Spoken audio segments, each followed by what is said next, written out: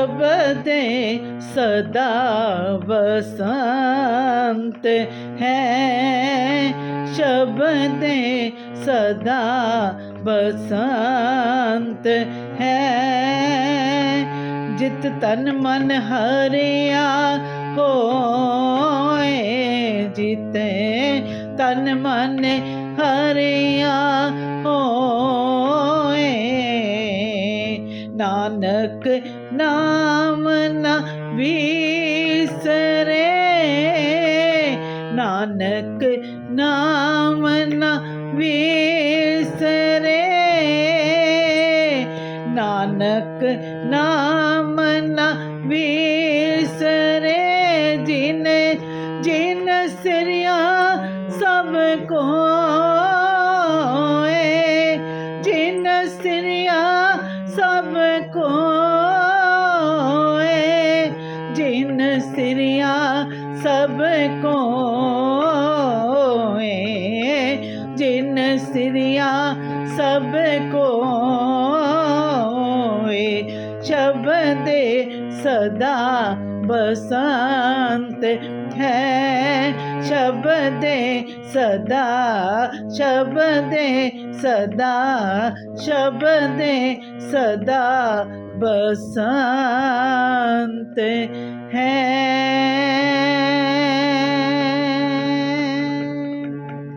अमृत कीर्तन 144 144।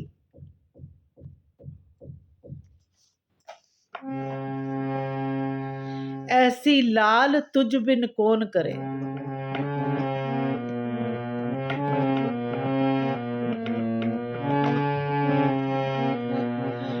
मेरा गोविंद नीचे ऊंच करे, मेरा गोविंद नीचे ऊंच करे।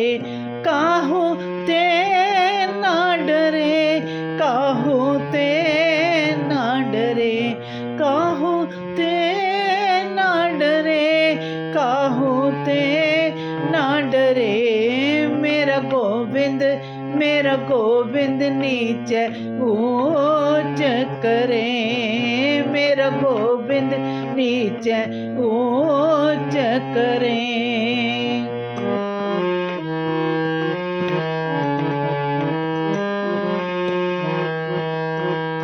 ऐसी लाल तुझ बिन कौन करे, ऐसी लाल तुझ बिन कौन करे, तुझ बिन कौन करे, तुझ बिन कौन करे।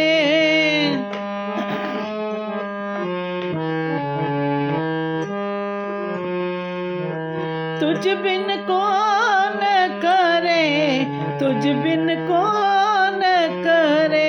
करीब निवाज गुसैया मेरा, माथे छतर तरे, माथे छतर तरे, माथे छतर तरे, माथे छतर तरे, माथे छतर तरे। मेरा गोविंद, मेरा गोविंद नीचे ऊंच करे, मेरा गोविंद नीचे ऊंच करे। काहू ते ना डरे, काहू ते ना डरे, काहू ते ना डरे, काहू ते ना डरे।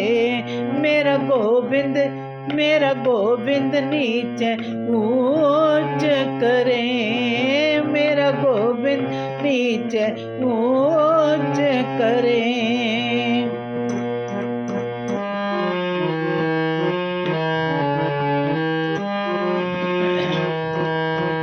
जाकी छोत जगत को लागे, ता पर तू ही डरे, ता पर तू ही डरे।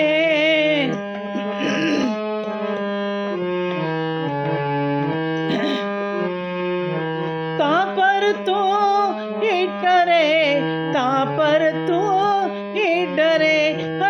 ऊंचो ऊंचे करे मेरा गोविंद, काहू ते ना डरे, काहू ते ना डरे, काहू ते ना डरे, काहू ते ना डरे, काहू ते ना डरे, काहू ते ना डरे। मेरा गोविंद, मेरा गोविंद नीचे ऊंच करे।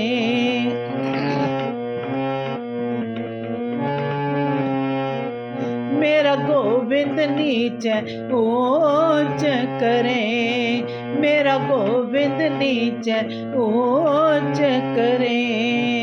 नामदेव कबीर त्रिलोचन सदना से न डरे, सदना से न तरे, सदना से न तरे, सदना से न तरे। कह रविदास सुनो रे संतो,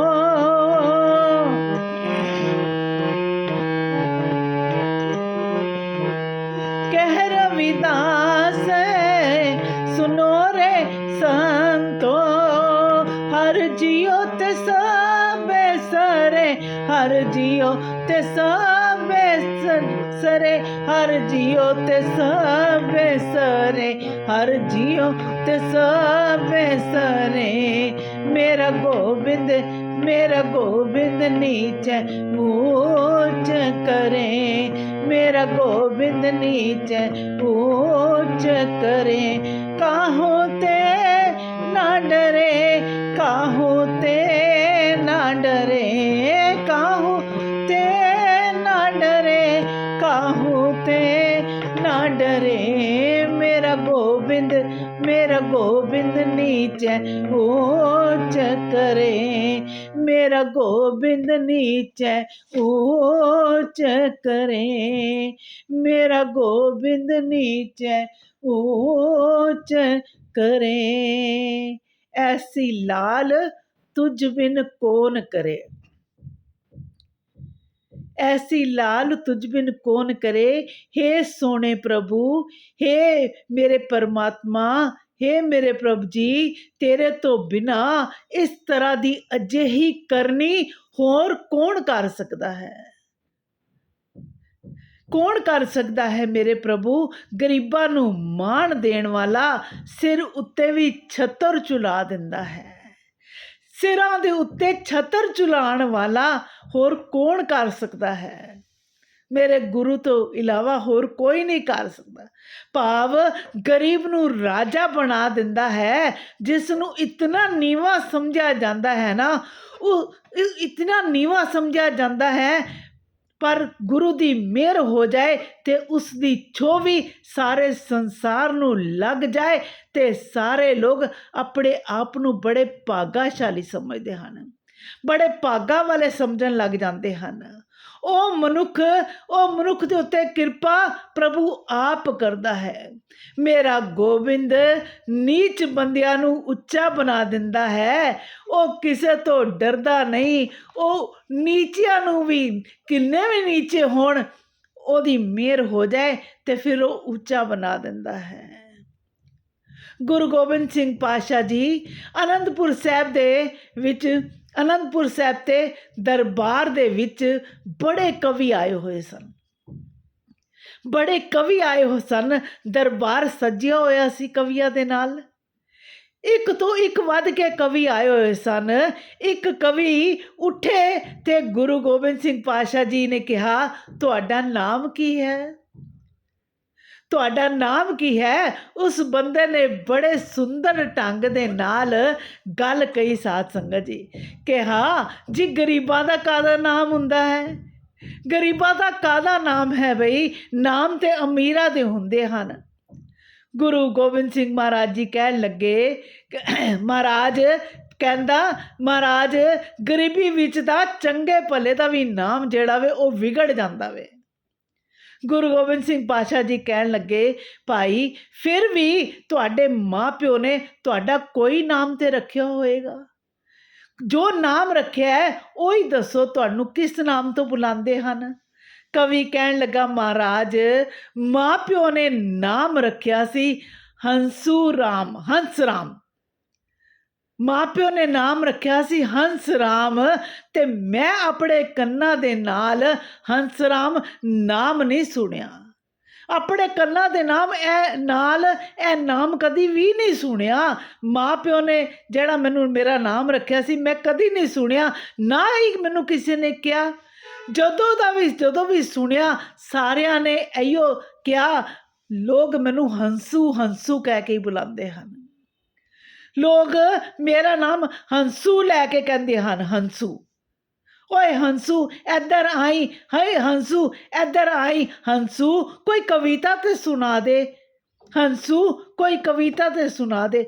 ਹੰਸੂ ਤਾਂ ਸੁਣਿਆ ਹੀ ਨਹੀਂ, ਹੰਸ ਰਾਮ ਕਦੀ ਨਹੀਂ ਸੁਣਿਆ, ਸਾਰੇ ਮੈਨੂੰ ਹੰਸੂ ਹੰਸੂ ਹੀ ਕਹਿੰਦੇ ਹਨ। ਗੁਰੂ ਗੋਬਿੰਦ ਸਿੰਘ ਪਾਤਸ਼ਾਹ ਜੀ ਨੇ ਕਹਿਣ ਲੱਗੇ ਕਵੀ ਹੰਸ ਰਾਮ ਜੀ, ਫਿਰ ਸੁਣਾਓ ਕੋਈ ਕਵਿਤਾ।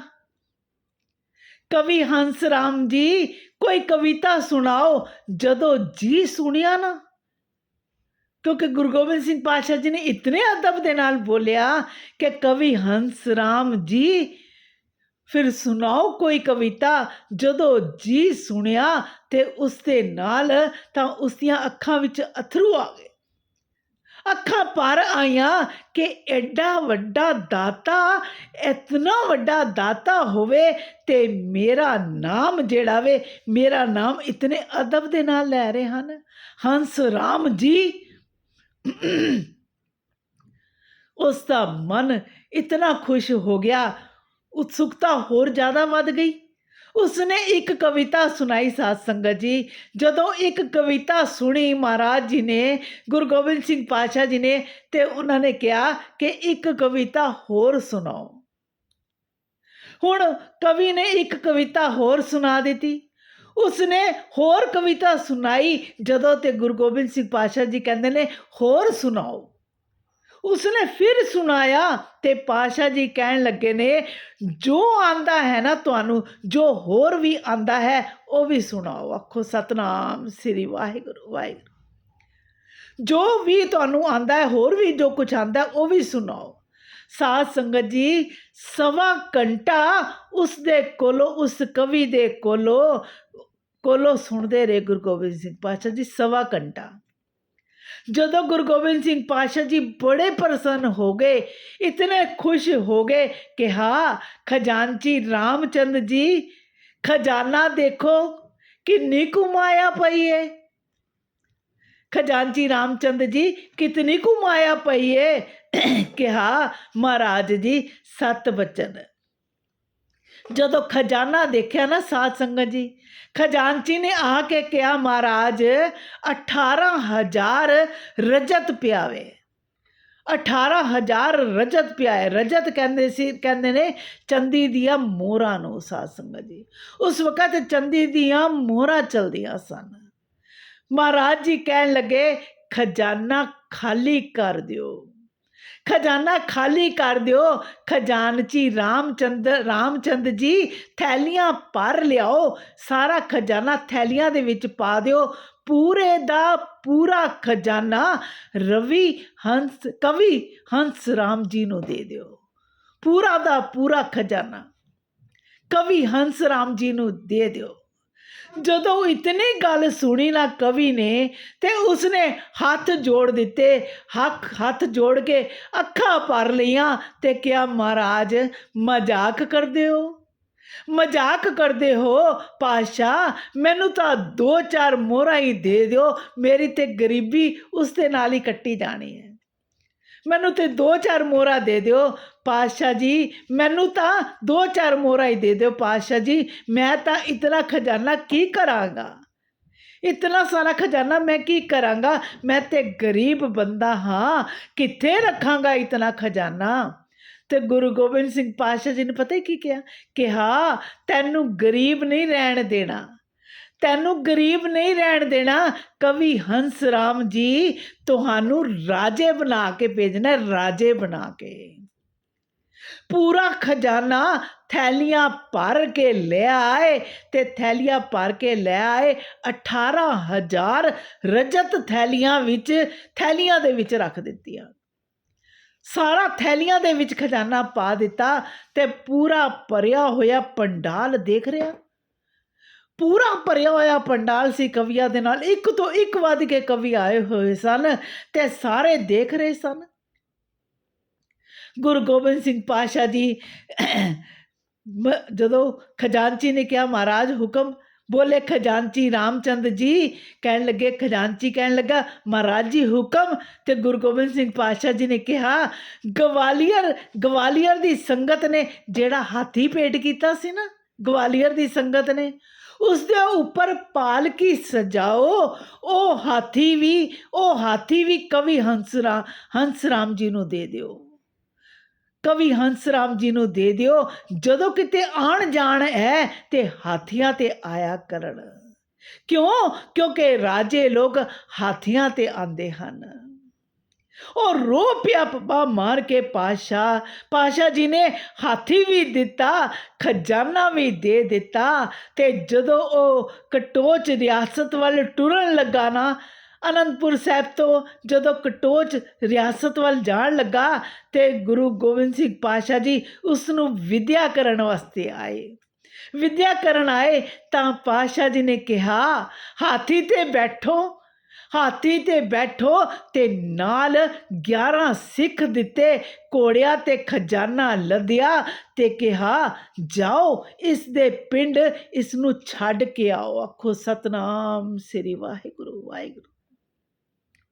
जदों ये पिंड जाए ते इलाके दे लोग वेखण कि कोई कवि हंसराम आ रहे हन। कवि हंसराम नूं राजा गुरु साहब जी ने, गुरु गोबिंद सिंह पातशाह जी ने राजा बना दिता, हाथियां ते बिठाया। इसी तरह साखी है ना गुरु नानक पातशाह जी दी भी।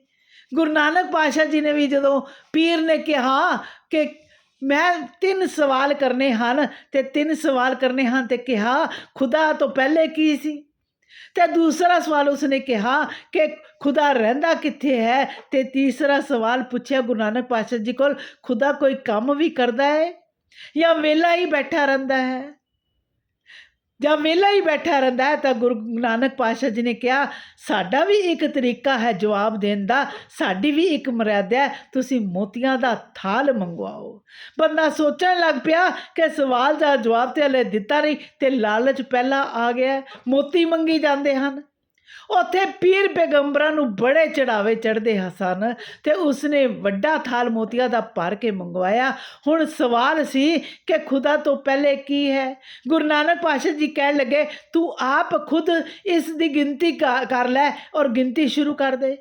जदों गिणन लगा 1 2 कहंदे रुक जा, गलत ना गिन सही गिन, ते गिणन लगा ते कहन लगा हले तो मैं गिनती शुरू की है, तो तुसी पहले ही कही जाते हो कि गिनती ठीक नहीं है, ये गलत है, तुसी मैनू गुमराह ना करो, मैं सही गिन रहा हाँ।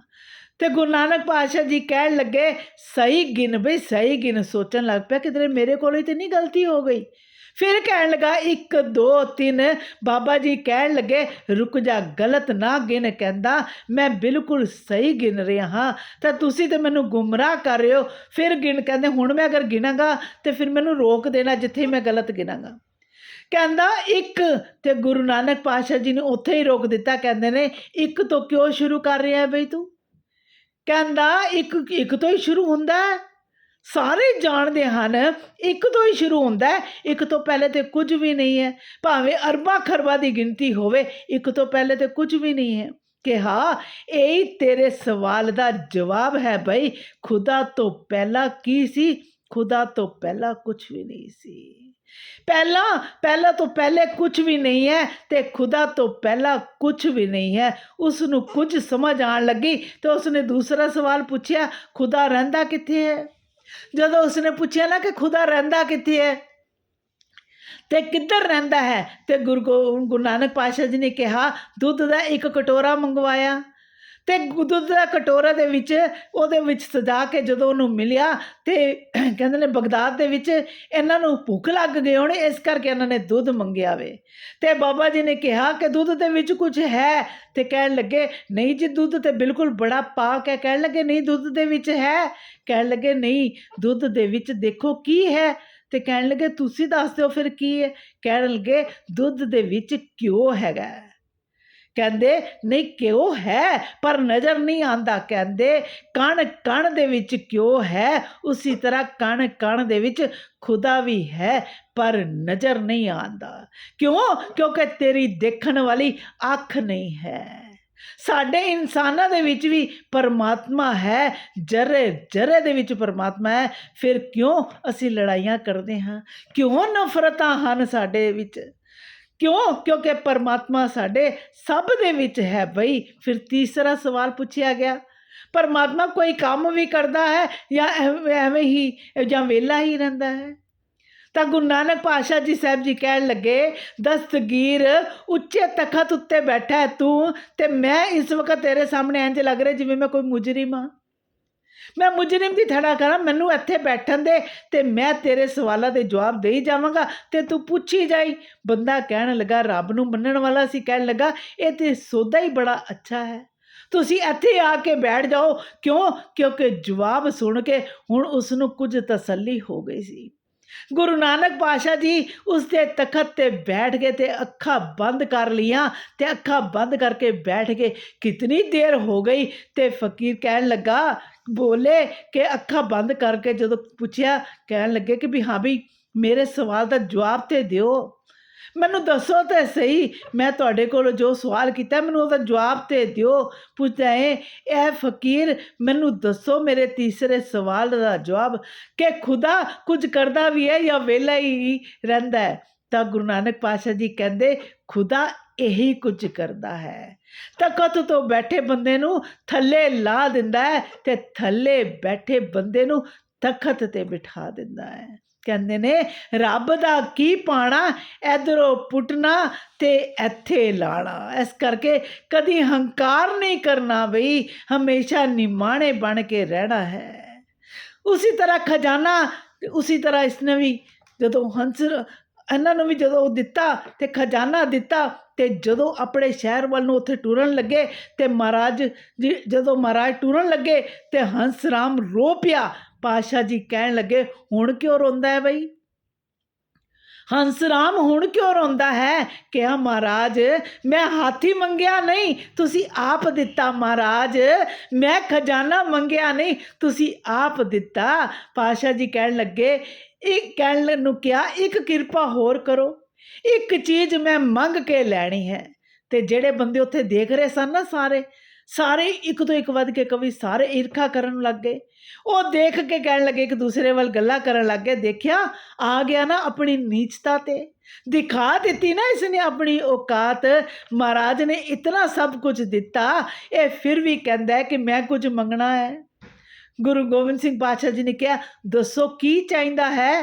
ਕਵੀ ਹੰਸ ਰਾਮ ਜੀ ਕਹਿਣ ਲੱਗੇ ਇਹ ਚੀਜ਼ ਸਾਧ ਸੰਗਤ ਜੀ ਸਾਨੂੰ ਸਾਰਿਆਂ ਨੂੰ ਮੰਗਣ ਦੀ ਲੋੜ ਹੈ, ਸਾਰਿਆਂ ਦੀ ਨੂੰ ਮੰਗਣ ਦੀ ਲੋੜ ਹੈ। ਕਵੀ ਕਹਿਣ ਲੱਗਾ ਮੈਂ ਹਾਥੀ ਮੰਗਿਆ ਨਹੀਂ, ਮੈਂ ਖਜ਼ਾਨਾ ਮੰਗਿਆ ਨਹੀਂ, ਤੁਸੀਂ ਆਪ ਦਿੱਤਾ। ਹੁਣ ਮੇਰੇ ਉੱਤੇ ਕਿਰਪਾ ਕਰੋ, ਮੈਨੂੰ ਆਪਣੇ ਚਰਨਾਂ ਦੇ ਵਿੱਚ ਜਗ੍ਹਾ ਦੇ ਦਿਓ, ਮੈਨੂੰ ਆਪਣੇ ਚਰਨਾਂ ਦੇ ਵਿੱਚ ਜਗ੍ਹਾ ਦੇ ਦਿਓ। ਗੁਰੂ ਗੋਬਿੰਦ ਸਿੰਘ ਪਾਤਸ਼ਾਹ ਜੀ ਨੇ ਪਿਆਰ ਦੇ ਵਿੱਚ ਆ ਕੇ ਹੰਸੂ ਰਾਮ ਨੂੰ ਕੁੱਟ ਕੇ ਜੱਫੀ ਪਾ ਲਈ। ਹੰਸ ਰਾਮ ਨੂੰ ਕਿਹਾ ਆਨੰਦਪੁਰ ਆਂਦੇ ਰਹਿਣਾ, ਗੁਰੂ ਨਾਨਕ ਨਦਰ ਕਰਨਗੇ, ਤੁਹਾਨੂੰ ਥਾਂ ਜ਼ਰੂਰ ਮਿਲੇਗੀ। ਸਾਧ ਸੰਗਤ ਜੀ 52 ਕਵੀਆਂ ਦੀ ਲਿਸਟ ਪੜ੍ਹਨਾ, ਜਦੋਂ ਪੜ੍ਹੋਗੇ ਤੇ ਗੁਰੂ ਗੋਬਿੰਦ ਸਿੰਘ ਪਾਤਸ਼ਾਹ ਜੀ ਦੇ ਜਿਹੜੇ 52 ਕਵੀ ਨੇ ਨਾ, ਉਸ ਦੇ ਵਿੱਚ ਇੱਕ ਕਵੀ ਹੰਸ ਰਾਮ ਜੀ ਵੀ ਹਨ। ਪਾਤਸ਼ਾਹ ਨੇ ਥਾਂ ਦਿੱਤੀ ਉਸਨੂੰ, ਜਦੋਂ ਹਾਥੀ ਤੇ ਬਿਠਾਇਆ, ਖਜ਼ਾਨਾ ਲੱਦ ਕੇ ਸਿੰਘ ਟੋਰੇ ਤੇ ਕਿਹਾ ਅੱਗੇ ਨਗਾੜੇ ਵਜਾਓ ਬਈ। ਇੱਕ ਪੋਰੇ ਦੇ ਨਗਾੜਾ ਬਣਿਆ ਤੇ ਨਗਾੜੇ ਵਜਾ ਕੇ ਪਿੰਡ ਛੱਡਣ ਗਏ ਤੇ ਟੁਰਨ ਲੱਗੇ। ਤੇ ਕਵੀ ਕਹਿਣ ਲੱਗਾ ਮਹਾਰਾਜ ਸੁਣਿਆ ਸੀ ਨੀਚੋ ਊਚ ਕਰੇ ਮੇਰਾ ਗੋਬਿੰਦ। ਮਹਾਰਾਜ ਅੱਜ ਦੇਖ ਵੀ ਲਿਆ, ਤੁਸੀਂ ਨੀਵਿਆਂ ਨੂੰ ਉੱਚੇ ਕਰ ਦਿੰਦੇ ਹੋ। ਅੱਗੇ ਗਿਆ, ਜਦੋਂ ਕਟੋਚ ਰਿਆਸਤ ਵਿੱਚ ਵੜਿਆ ਤਾਂ ਕਟੋਚ ਰਿਆਸਤ ਦਾ ਰਾਜਾ, ਜਿਹਦਾ ਨਾਮ ਸਾਧ ਸੰਗਤ ਜੀ ਇਤਿਹਾਸ ਵਿੱਚ ਕਿਰਪਾਲ ਚੰਦ, ਉਹ ਸ਼ਿਕਾਰ ਖੇਡਣ ਆਇਆ, ਵੇਖਿਆ ਹਾਥੀ ਤੇ ਕੋਈ ਬੈਠਾ ਹੈ, ਅੱਗੇ ਨਗਾੜੇ ਵੱਜਦੇ ਪਏ ਹਨ, ਇਹ ਤੇ ਕੋਈ ਰਾਜਾ ਲੱਗਦਾ ਹੈ। ਕਿਰਪਾਲ ਚੰਦ ਕਟੋਚੀਆ ਘੋੜੇ ਤੋਂ ਉਤਰਿਆ ਤੇ ਹੱਥ ਜੋੜ ਕੇ ਅੱਗੇ ਆ ਕੇ ਕਹਿਣ ਲੱਗਾ, ਕਿਸੇ ਰਿਆਸਤ ਦੇ ਰਾਜਾ ਲੱਗਦੇ ਹੋ ਤੁਸੀਂ। ਕਵੀ ਹੰਸ ਰਾਮ ਜੀ ਦੀ ਅੱਖਾਂ ਵਿੱਚ ਅਥਰੂ ਆ ਗਏ, ਕਿਹਾ ਵਾਹ ਵਾਹ ਰੇ ਦਾਤਿਆ, ਜਿਸ ਦੀ ਰਿਆਸਤ ਵਿੱਚ ਮੈਨੂੰ ਕੋਈ ਕੋਡੀਓ ਨਹੀਂ ਸੀ ਪੁੱਛਦਾ, ਲੋਕ ਮੈਨੂੰ ਹੰਸੂ ਹੰਸੂ ਕਹਿੰਦੇ ਸੀ, ਅੱਜ ਉਸ ਰਿਆਸਤ ਦਾ ਰਾਜਾ ਹੱਥ ਜੋੜ ਕੇ ਕਿਹਾ ਕਿ ਤੁਸੀਂ ਕੋਈ ਰਾਜੇ ਲੱਗਦੇ ਹੋ। ਕਵੀ ਕਹਿਣ ਲੱਗਾ ਮੈਂ ਕੋਈ ਰਾਜਾ ਨਹੀਂ, ਤੇ ਫਿਰ ਕਹਿਣ ਲੱਗਾ ਫਿਰ ਤੁਸੀਂ ਹਾਥੀ ਤੇ ਕਿਵੇਂ ਬੈਠੇ ਹੋ। ਕਵੀ ਕਹਿਣ ਲੱਗੇ ਮੈਂ ਗੁਰੂ ਗੋਬਿੰਦ ਸਿੰਘ ਮਹਾਰਾਜ ਜੀ ਦੇ ਘਰ ਦਾ ਮੰਗਤਾ ਜਾ ਰਿਹਾ ਹਾਂ। ਸਾਧ ਸੰਗਤ ਜੀ, ਗੁਰੂ ਗੋਬਿੰਦ ਸਿੰਘ ਪਾਤਸ਼ਾਹ ਜੀ ਦੇ ਘਰ ਦਾ ਮੰਗਤਾ ਜਾ ਰਿਹਾ ਹਾਂ। ਕਹਿਣ ਲੱਗਾ ਅੱਛਾ, ਜਿਹੜੇ ਦਾਤੇ ਦੇ ਮੰਗਤੇ ਹਾਥੀਆਂ ਤੇ ਆਂਦੇ ਹਨ, ਉਹ ਦਾਤਾ ਕਿਤਨਾ ਵੱਡਾ ਹੋਏਗਾ, ਉਹ ਦਾਤਾ ਕਿਤਨਾ ਵੱਡਾ ਹੋਏਗਾ ਬਈ। ਕਿਰਪਾਲ ਚੰਦ ਕਹਿਣ ਲੱਗਿਆ ਹੁਣ ਮੈਂ ਵੀ ਅਨੰਦਪੁਰ ਸਾਹਿਬ ਜਾਵਾਂਗਾ ਤੇ ਜਾ ਕੇ ਵੇਖ ਕੇ ਆਨਾ ਹਾਂ, ਜਿਹਦੇ ਘਰ ਤੇ ਮੰਗਤਿਆਂ ਦੇ ਕੋਲ ਵੀ ਹਾਥੀ ਨੇ ਬਈ, ਉਹ ਦਾਤਾ ਕਿਤਨਾ ਵੱਡਾ ਹੋਏਗਾ, ਕਿਤਨਾ ਮਹਾਨ ਹੈ। ਕਲਗੀਧਰ ਪਾਤਸ਼ਾਹ ਜੀ ਨੇ, ਗੁਰੂ ਗੋਬਿੰਦ ਸਿੰਘ ਪਾਤਸ਼ਾਹ ਜੀ ਨੇ ਆਪਣਾ ਸਭ ਕੁਝ ਲੁਟਾ ਕੇ ਸਾਨੂੰ ਮਹਿਲ ਮਾੜੀਆਂ ਦਿੱਤੀਆਂ, ਸਾਨੂੰ ਖੁਸ਼ੀਆਂ ਦਿੱਤੀਆਂ। ਉਸ ਦਾਤੇ ਦਾ ਅਸੀਂ ਲੱਖ ਲੱਖ ਕੋਟ ਕੋਟ ਸ਼ੁਕਰਾਨਾ ਕਰੀਏ, ਉਹ ਵੀ ਘੱਟ ਹੈ। ਜਦੋਂ ਵੀ ਕਦੀ ਮੰਗਣ ਦੀ ਲੋੜ ਪਵੇ ਸਾਧ ਸੰਗਤ ਜੀ, ਤੇ ਕਦੀ ਕਿਸੇ ਮੰਗਤੇ ਕੋਲ ਨਹੀਂ ਮੰਗਣਾ, ਉਸ ਦਾਤੇ ਕੋਲ ਮੰਗਣਾ ਹੈ ਜਿਹਦੇ ਕੋਲ ਸਭ ਕੁਝ ਦੇਣ ਦੀ ਸਮਰੱਥਾ ਹੈ।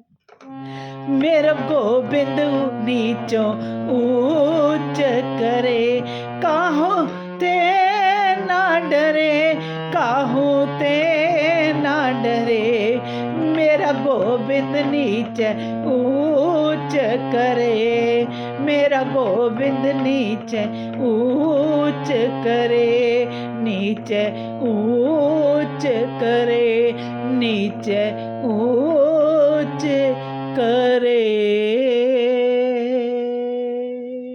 ਵਾਹਿਗੁਰੂ ਜੀ ਕਾ ਖਾਲਸਾ, ਸ੍ਰੀ ਵਾਹਿਗੁਰੂ ਜੀ ਕੀ ਫਤਿਹ।